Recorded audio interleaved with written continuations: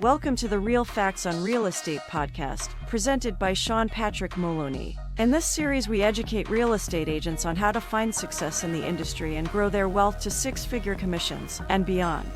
Now here is your host, Sean Maloney. Welcome to episode 284, Properly Presenting Contracts as a Realtor. I'm your host, Sean Patrick Maloney. Thanks for joining me this week. Guys, it is July 16th, the year 2024. That means that we got 1 month and 1 day until, whether we like it or not, the National Association of Realtors has decided that we are guilty and they have settled. Well, I guess they haven't decided we're guilty, right? They say we're innocent, but they're not willing to argue. They're not willing to spend more of our money. But then they gave them a ridiculous settlement for something we don't even do. But truth be told, it's going to change the entire industry. So today I want to talk about presenting your contract properly so that you can get them signed, because we need contracts, right? One of the agreements, August 17th, is all buyers, before being shown any specific property as a realtor, need to be in an exclusive buyer agency agreement of some sort. So it's really important we understand that. It's always been that if we're going to do a listing and it's going to be on the MLS, we need an exclusive right to sell or better. So we've always had contract. We have exclusive buyer agencies that have been around forever, but a lot of times, to be truthful, most agents are scared and avoid contracts at all costs until they're absolutely necessary, such as writing up an offer, signing a PNS, signing a listing agreement.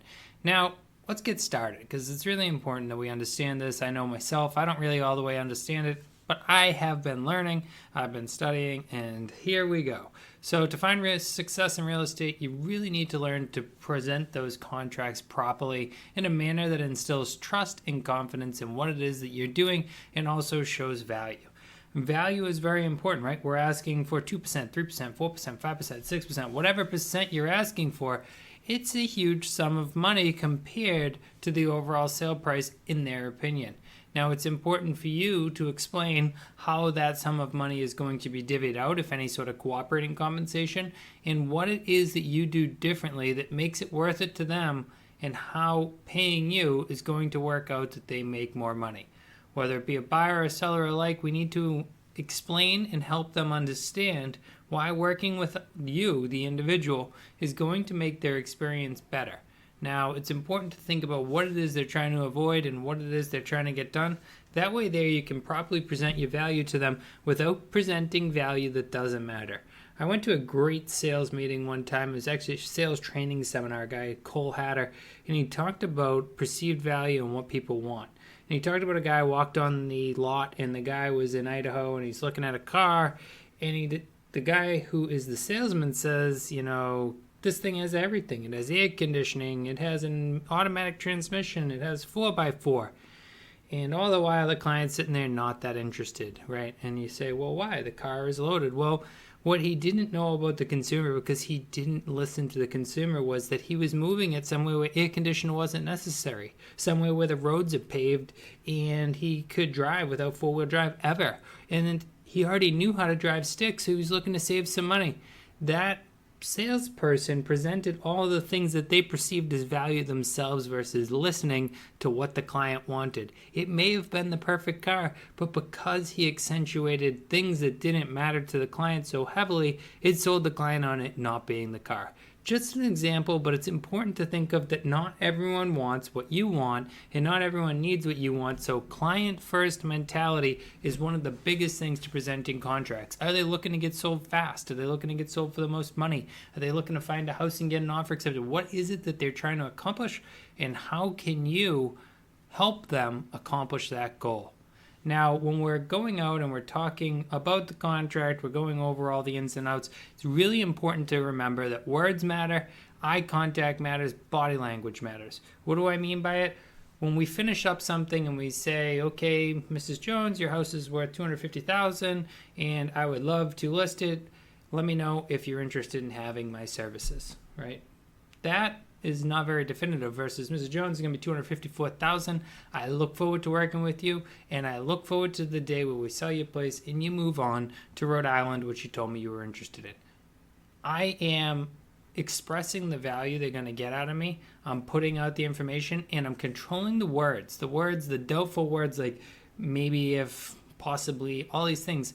I look forward to working together. When we work together, I look forward to you accepting my offer. Whatever it is we're presenting as a real estate agent, we want to use positive affirmations, right? We want to affirm that we're moving forward in a positive manner and not just, oh, maybe, possibly, we'll see how it goes. We don't want to do those things because the world is a mysterious place, but I can tell you your words and your body language are unbelievable powerful. What other body language might we have? Well, rolling your hands, cracking your knuckles, folding your arms, standing in a standoffish stance, not smiling, not making eye contact. There are so many bad habits people have out there.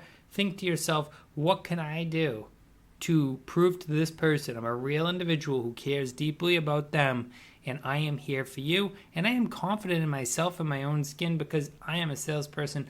I'm going to get you the most amount of money possible, and you would be making a mistake to not work with me. It's important that we kind of get that across subliminally. We don't need to say it directly, but the body language is going to help out a lot. Find somebody, guys, that can help you through role playing. This is something a lot of people take lightly. Do the role playing.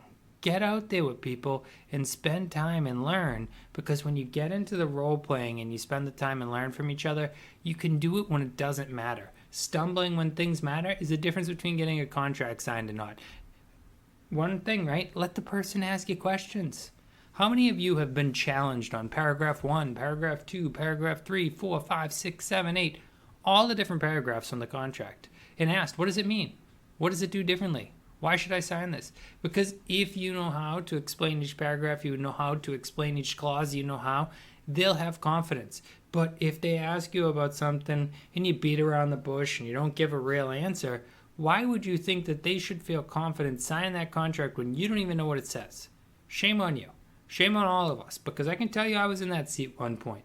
I was just out there trying to find clients. I'm out there marketing. I'm not paying attention. Someone asked me a question. I look like an idiot, and guess what? I didn't get the contract. But now I do, because I know this stuff, and I can see you guys listening to the podcast. Obviously, you're interested in doing better. You're right here. You're listening. You're putting in the effort. So, guys, work to properly present the contract. Do it with confidence. Show the value. And then always make sure to review it with friends and family, whoever you can.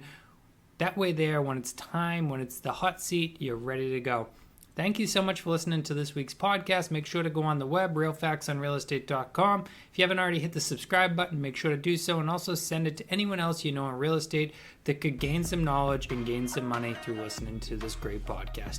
Thanks again, and have a great week.